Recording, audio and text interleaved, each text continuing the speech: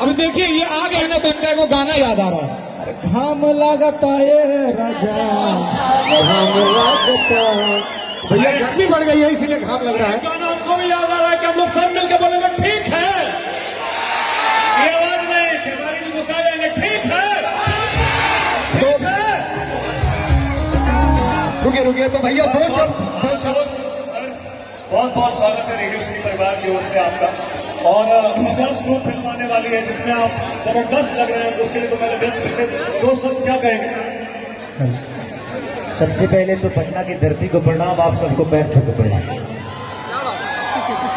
मेरा कोई शेड्यूल था नहीं कि और सिद्धि परिवार के सब लोग मेरे अपने हैं और गुलजारा जी जो मेरे भाई हैं।